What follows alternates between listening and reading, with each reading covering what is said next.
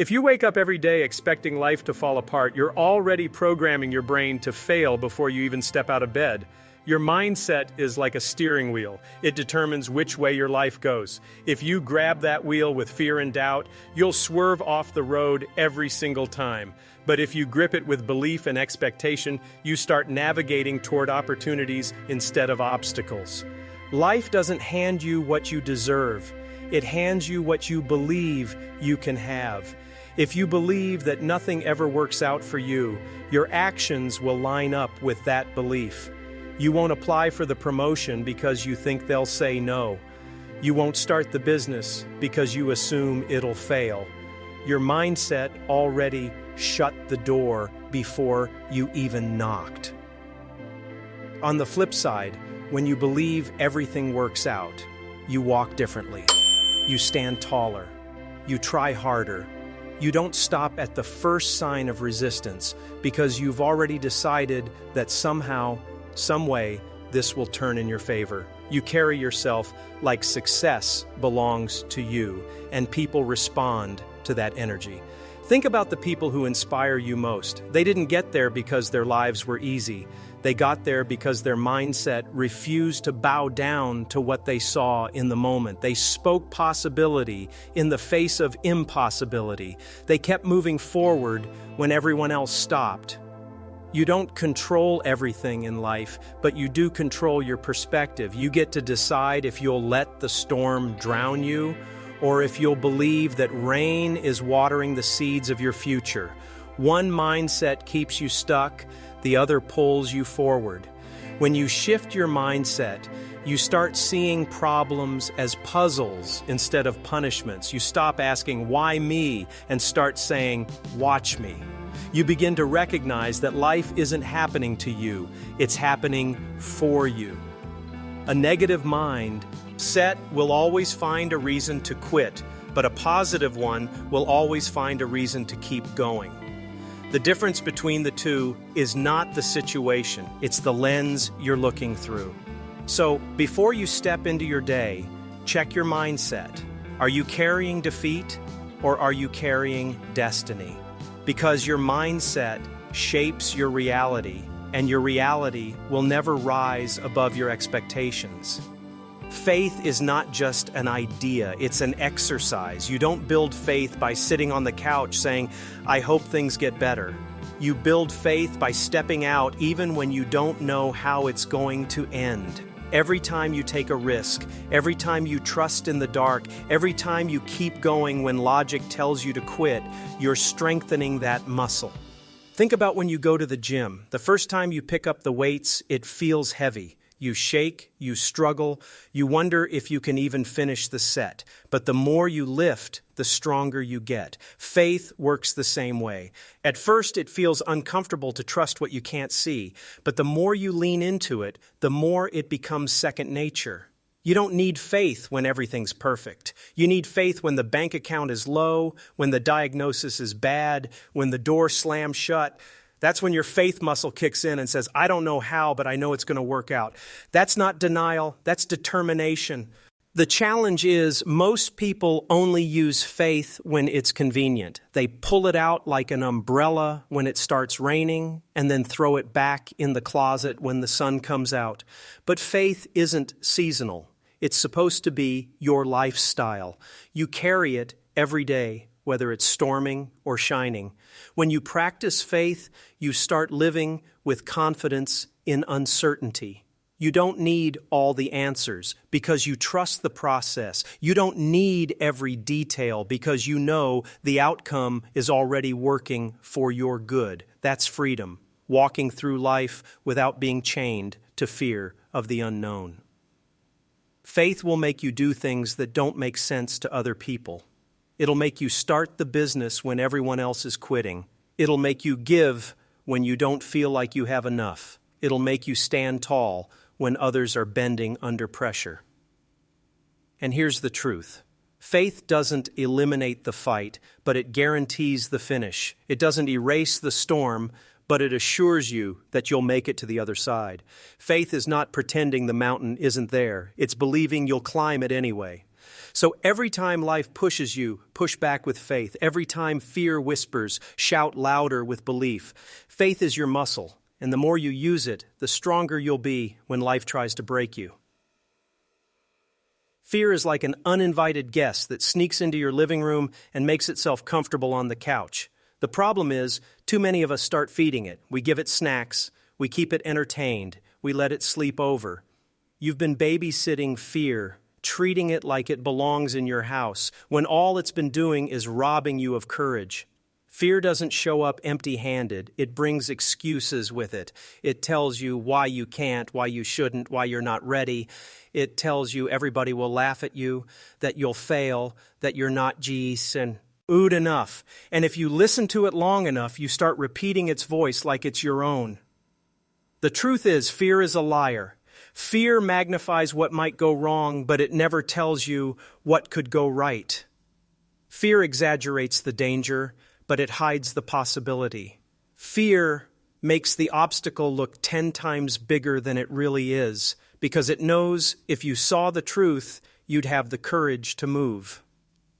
When you act as if everything always works out, you strip fear of its power. You start treating it like background noise instead of the main voice. You hear it talking, but you don't obey it. You acknowledge it's there, but you don't let it make decisions for you. That's how you take back your authority. Courage isn't the absence of fear. It's moving forward in spite of fear. Courage says, yes, I feel scared, but I'm not letting fear drive. Courage is when you strap fear into the back seat and say, I'm still going where I'm meant to go. Stop babysitting fear like it's your responsibility to take care of it. Stop letting it live rent-free in your mind. Stop giving it your time, your attention, and your energy. It doesn't deserve your care. It deserves eviction. If you keep babysitting fear, you'll never see your future. Fear will always find a reason to keep you small, but destiny is calling you to be bigger. You can't serve two masters. You either serve fear or you serve faith. The moment you stop babysitting fear and start walking by faith, you discover that the giant you were afraid of was just a shadow. The danger wasn't as big as you thought. The rejection wasn't as painful as you imagined. The risk wasn't as heavy as you feared. Fear only had power because you kept feeding it. Your mouth is a microphone to your future. The words you speak don't just disappear. They create the atmosphere you live in. If you keep saying, nothing ever works out for me, don't be surprised when life keeps showing you proof of that. Your language is a prophecy, and you've been preaching failure over your own life. Every time you complain, you're rehearsing defeat. Every time you speak doubt, you're watering weeds. Every time you repeat negativity, you're setting up a future that matches your words. Life has a way of bending toward the sound of your voice, so the question is, what are you commanding it to do? When you start speaking what you expect, things shift. Instead of saying that this is too hard, you say, this is preparing me. Instead of saying, I can't make it, you say, I'm built for this. Instead of saying, I'll never get there, you say, I'm on my way. Those words are seeds, and they don't return empty. It's easy to talk faith when everything's perfect. But real power shows up when you speak faith in the middle of chaos. When the job turned you down, when the loan got denied, when the friend walked away, what do you say then? That's when you gotta speak what you expect, not what you see. Words are containers of power. They carry energy. They shape perspective. They ignite belief. If you want to act as if everything works out, you can't keep talking like it's falling apart. You gotta talk like victory belongs to you. The language of defeat says, I'm not enough. The language of destiny says, I'm equipped. The language of fear says, I might fail. The language of faith says, I'll learn, I'll grow, and I'll win. Your words create the climate you're standing in. Think of your mouth as a thermostat, not a thermometer. A thermometer only reports the temperature, but a thermostat sets it. Stop reporting how bad it is and start setting the tone for where you're going. When you speak what you expect, your actions line up, your habits shift, your choices rise to meet your words. That's the power of your voice. It doesn't just describe your reality, it builds it. You thought it was rejection, but it was redirection. You thought it was a closed door, but it was really a locked gate keeping you out of the wrong place. Obstacles are not the end of your journey. They're signs pointing you to a better path. Life is full of detours. You plan one way, and life reroutes you another. You think you're going left, but suddenly you're forced right. And in the moment, it feels like failure. It feels like God forgot you. But later, when you look back, you realize that detour saved you. Obstacles are like construction zones. They slow you down, they frustrate you, but they're also building something better ahead. You don't always see what's being fixed, but trust me, something is being prepared for your arrival. The problem is, too many of us confuse delay with denial. Just because it didn't happen your way doesn't mean it won't happen. Just because the door closed doesn't mean no door will ever open. Sometimes the closed door is proof that you were aiming too low. When you act like everything always works out, you start seeing obstacles differently. Instead of saying, "This ruined my plan," you say, "This is part of my plan." Instead of crying over what didn't happen, you start thanking God for saving you from what could have happened. Detours protect you from danger you couldn't see. They shield you from mistakes you weren't ready for. They reroute you toward blessings that are bigger than what you originally wanted. The blessing is not always in the plan you had, it's in the detour you didn't expect. Some of your greatest breakthroughs will come from what looked like breakdowns. Some of your biggest blessings will come wrapped in obstacles. So stop cursing the detour and start trusting it. Stop fighting the obstacle and start learning from it. Every obstacle is proof that something better is waiting on the other side. You can't just pray for it, you got to prepare for it. Too many people say, "I believe it'll work out," but their actions don't match their words. Faith without preparation is like asking for rain but never planting a seed. If you really believe it's going to work out, your preparation should be proof of that belief. Think about it. If you're asking for a new job, are you updating your resume, sharpening your skills, learning new things? If you're asking for a spouse, are you working on yourself, healing your baggage, becoming someone worth building with? If you're asking for a house, are you cleaning up your credit, learning about mortgages, and saving money? Belief without preparation is empty talk. Preparation is how you show God you're serious. Preparation says, "I don't just want it, I'm ready for it." And when preparation meets belief, doors start opening. Blessings start finding you because you've already positioned yourself to handle them.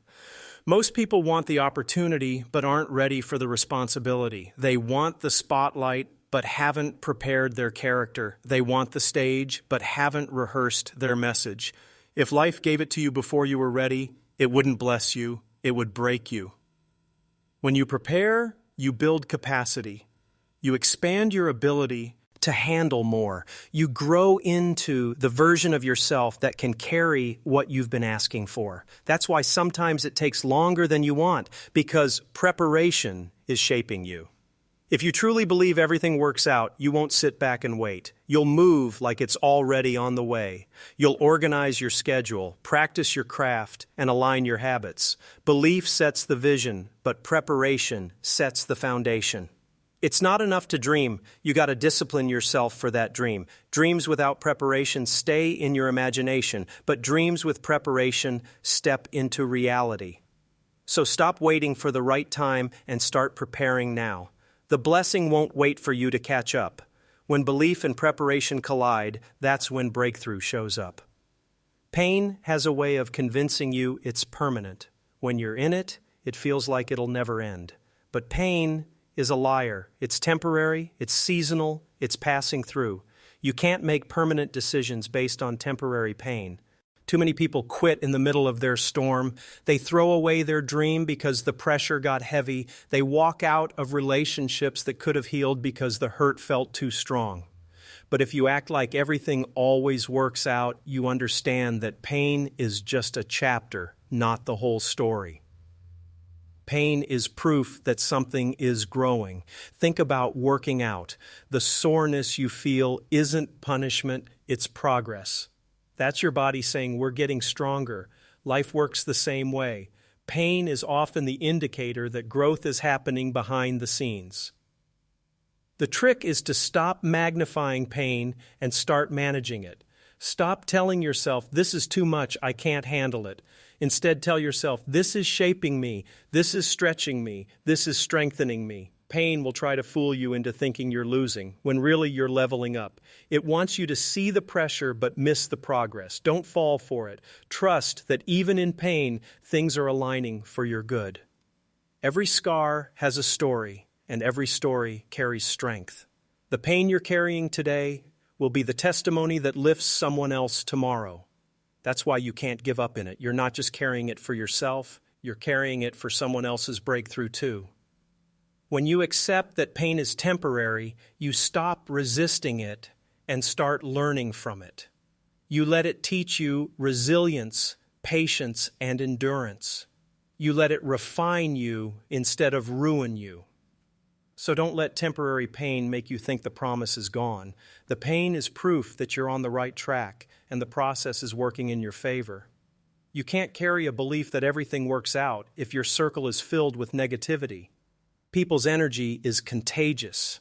If you're constantly surrounded by doubters, complainers, and critics, you'll start speaking their language without even realizing it. Your circle shapes your mindset more than you think. When you hang around small thinkers, your dreams start shrinking. When you hang around people who expect failure, you start expecting it too. That's why it's so important to audit your circle. Who's pouring into you? Who's speaking into your life? Who's helping you grow? If you want to live with faith and confidence, you need people around you who live the same way. People who remind you of the vision when you forget. People who challenge you to keep moving when you want to quit. People who clap when you win instead of secretly hoping you fail. Your circle is either fueling your faith or feeding your fear. There's no in-between. Every conversation you have is either pushing you closer to your future or pulling you further from it. That doesn't mean you cut off everybody the moment they doubt. It means you recognize who has access to your spirit. You decide who gets a front row seat to your journey. You protect your inner circle like it's your most valuable asset, because it is. The right people will stretch you. They'll push you to dream bigger. They'll remind you that setbacks are setups. They'll hold you accountable to the standard you set. The wrong people will do the opposite. They'll minimize your dreams and magnify your fears. If you want to act as if everything works out, make sure your circle matches that energy. Because even the strongest belief will get worn down if you're surrounded by constant doubt. Your circle matters. Choose it wisely, because the company you keep will either carry you to destiny or drag you back into defeat. Some of you are paralyzed because you're waiting for every detail to make sense before you move. You want the entire staircase before you take one step. You want the guarantee before you make the investment. But that's not how life works. Clarity comes in motion, not in waiting. Overthinking is the enemy of progress. You replay every scenario, you imagine every possible failure, and you end up doing nothing. While you're overthinking, somebody else with less talent and fewer resources is taking action, and they're winning because they moved. When you act as if everything always works out, you don't need every answer. You don't need the whole map. You just need the courage to take the first step. One decision leads to the next. One door leads to another. Life reveals itself in motion. Overthinking makes you focus on the how instead of the what. You obsess over how it'll happen instead of focusing on what you're supposed to do. The truth is, you'll never fully know how. It's not your job to figure out every detail. Your job is to move in faith and trust that the pieces will align. Perfectionists struggle here the most. You want everything perfect before you start. But progress will always beat perfection. You'll learn faster by doing it wrong than you will by sitting still trying to get it right. Every major breakthrough started with someone who didn't know exactly what they were doing, but believed enough to start. They didn't wait for a perfect plan, they just kept moving, kept adjusting, and kept trusting. When you overthink, you magnify problems that don't even exist yet. You create imaginary walls and then convince yourself you can't climb them. That's wasted energy. That energy could have been used to take the step that actually moves you forward. So stop overthinking the process. Act like it's already working out. Move, adjust, learn, grow. The how will reveal itself once you start walking. Gratitude is a magnet. The more you're thankful, the more reasons you'll find to keep being thankful. Gratitude doesn't just change your mood, it changes your mindset, and your mindset changes your results. When you live ungrateful, you blind yourselves. To blessings that are already around you. You're so focused on what's missing that you miss what's present. You overlook the progress because you're obsessed with perfection. But gratitude flips the script. It shifts your focus from what's lacking to what's working.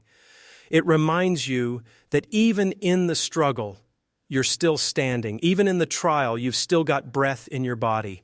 Even in the waiting, you've got reasons to be thankful. Gratitude doesn't mean ignoring the problem. It means acknowledging the good in spite of it. It's saying, yes, this is hard, but thank you for the strength to endure. It's saying, yes, I'm waiting, but thank you for preparing me. When you act as if everything always works out, gratitude becomes your natural response. You stop complaining about what hasn't happened and start praising for what's on the way. You start thanking in advance, and that gratitude attracts even more blessings. Gratitude turns your attitude into expectancy. You expect more because you appreciate what you already have. You expect better because you value the little wins along the way. That expectancy pulls bigger opportunities into your life. People are drawn to grateful energy. Opportunities flow to those who celebrate, not those who complain. Gratitude makes you magnetic, not just to blessings, but to people who can help you reach the next level. The more you thank, the more you'll think of reasons to thank. Gratitude attracts more because gratitude multiplies what you focus on. One of the biggest reasons people quit is because they don't celebrate the small wins. They only want the big finish, and when it takes too long, they lose motivation. But success isn't built in one leap, it's built in steps. And if you don't celebrate progress, you'll miss the joy of the journey. Progress means you're moving. Progress means you're not where you used to be. Progress is proof that you're growing, and that's worth celebrating. You might not have the business yet, but you registered the name. You might not have the body you want yet, but you lost 5 pounds. You might not be debt-free yet, but you paid off 1 credit card. That's progress. Perfection will keep you paralyzed, but progress will keep you moving. Too many people won't clap for themselves until they hit the big goal. But if you can't appreciate the small wins, you'll never have the stamina to reach the big ones. Celebrating progress builds momentum. It reminds you that you're capable, that the effort is paying off, that you're closer than you think. Every little win is fuel to keep going. When you act like everything always works out, you understand that perfection is not the standard. Progress is. The standard is moving forward, even if it's 1 inch at a time. Celebration doesn't mean you've arrived. It means you've acknowledged that you're on the way. That acknowledgement keeps you motivated in the process. So clap for yourself even when no one else does. Celebrate the steps that nobody else sees. Your journey isn't defined by perfection, it's defined by persistence. Every small victory deserves recognition because small victories stacked together become unstoppable momentum. Delays feel frustrating. You want it now, but it hasn't shown up yet. You've pressed, you've worked, you've waited, and still nothing. The temptation is to think the delay means denial, but sometimes the delay is divine protection. You're asking for something, but maybe you're not ready to handle it yet. You want the relationship, but you're still carrying old wounds. You want the business, but your discipline isn't strong enough to sustain it. You want the platform, but your character isn't built to handle the pressure. The delay isn't rejection. It's preparation. Sometimes the delay is because the blessing itself isn't ready. Maybe the house you've been praying for isn't even on the market yet. Maybe the person you're meant to marry is still being developed. Maybe the opportunity you're waiting for is still in motion. The delay is not wasted, it's alignment. When you trust the delay, you release the stress of trying to force it. You stop rushing and start resting. You stop panicking and start preparing. You let patience do its work because you know the timing will be perfect. Delays teach you endurance. They stretch your faith. They remind you that you're not in control of everything, but you can control your attitude while waiting. The delay is building something in you that instant gratification never could. When you act like everything always works out, you stop fighting the delay. You stop questioning the process. You accept that sometimes the best things take longer and that waiting doesn't mean wasted. Every delay you've endured has had purpose. It shaped you, humbled you, refined you. It prepared you for the very thing you thought was late. So the next time life puts you on pause, don't assume you missed it. Trust the delay. It's not denial, it's development. Comparison is the fastest way to kill joy. You look at somebody else's highlight reel and think you're failing because your journey looks slower, but you don't know the battles they fought to get there. You don't know the nights they cried, the risks they took, the struggles they faced. Stop comparing your beginning to someone else's middle. When you compare, you minimize your progress. You forget how far you've come because you're too busy measuring yourself against someone else's scoreboard. That's unfair to your own journey. Your story is unique. Your timeline is unique. Your calling is unique. What works for them might not work for you, and that's okay. The beauty of your journey is that it's tailor-made for your growth, your lessons, your future. Comparison distracts you from your lane. You can't run your race if you keep looking at someone else's track. The moment you take your eyes off your path, you lose momentum. When you act like everything works out, you stop comparing and start celebrating. You clap for them and you keep running your own race. You celebrate their win without questioning your worth. You understand that their success doesn't limit yours. Comparison creates insecurity, but focus creates confidence. When you stay locked in on your vision, you stop worrying about what everybody else is doing. You trust that your season will come in its time. Don't let someone else's pace make you doubt your progress. What looks like a delay for you might be perfect timing for your story. Your breakthrough isn't late, it's customized. So stop comparing and start focusing. Your journey is your journey, and nobody else can walk it the way you can. Failure isn't final, it's feedback. Every mistake carries a lesson. Every setback carries information. Failure is not a signal to quit, it's a sign to adjust. Most people fear failure so much that they never even try. They'd rather live in what if than risk finding out. But if you act like everything always works out, you see failure as part of the process, not the end of it. Failure shows you what doesn't work, so you can find what does. Every successful person you admire has a trail of failures behind them. The difference is they didn't stop there. They turned failure into fuel. When you fail, don't bury it. Study it. Ask, what can I learn? How can I grow? What can I do differently next time? Failure is a teacher if you're willing to sit in the classroom. Failure builds resilience. It toughens your skin. It humbles your ego. It strengthens your mindset. It makes you appreciate success more because you know what it cost to get there.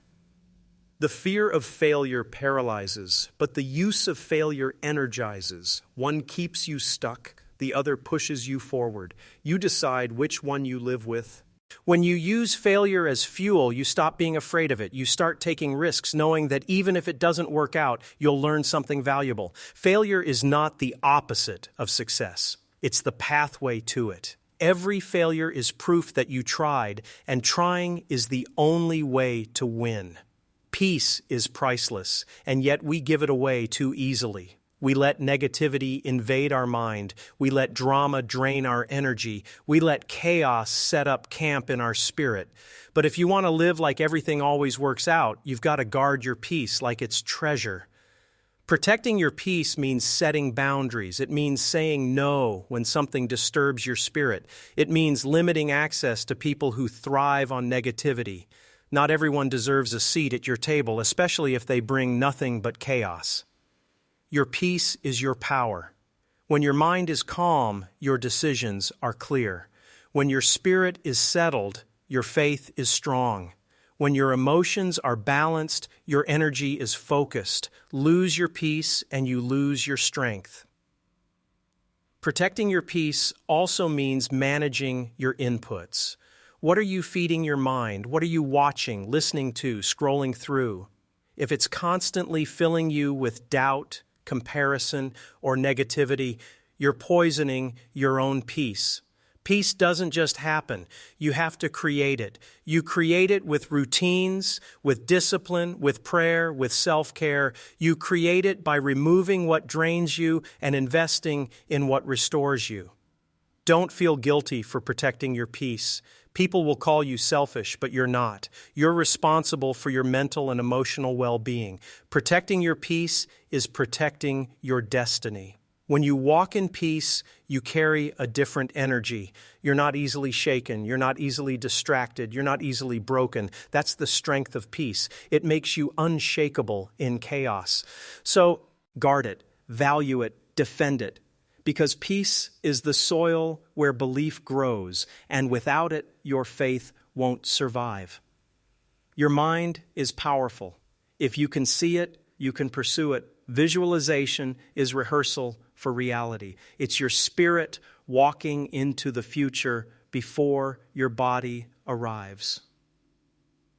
Close your eyes and see the victory. See yourself healed. See yourself successful. See yourself walking in the blessing you've been praying for. The more you visualize it, the more familiar it becomes, and the more your mind starts moving toward it.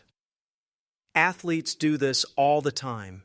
They visualize the game before they play it. They see themselves scoring, winning, dominating, and when the moment comes, their body follows what their mind already rehearsed.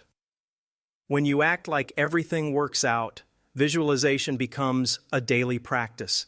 You don't just daydream, you mentally prepare yourself for the life you're building.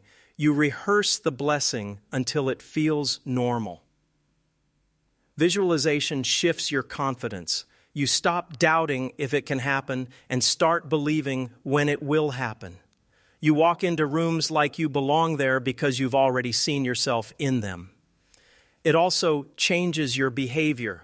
When your mind sees the win, your actions line up with that vision. You eat differently, you work differently, you plan differently because you're preparing for what you've already seen. The more you visualize, the less you fear, because you've already experienced it in your spirit, so when it shows up in your reality, it feels familiar instead of foreign. So don't just hope for the win. See it, play it out in your mind every day until your faith aligns with your vision. Don't wait for the breakthrough to celebrate. Don't wait for the blessing to act blessed.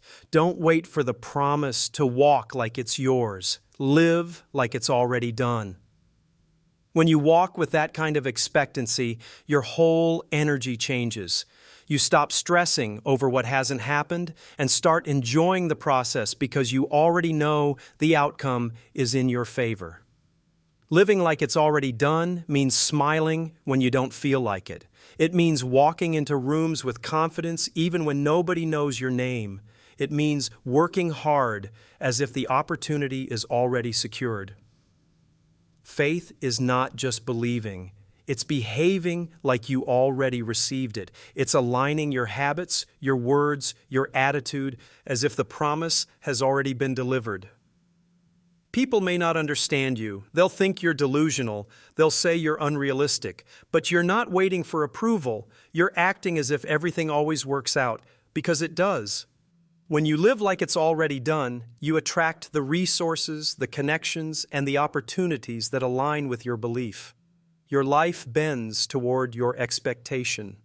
Living like it's already done keeps you from giving up too soon. Because even when you don't see it yet, you carry the confidence that it's already handled. That confidence keeps you moving forward when others quit. So live like it's already done. Walk like it's already yours. Act like the door is already open, because the truth is the outcome is already working in your favor.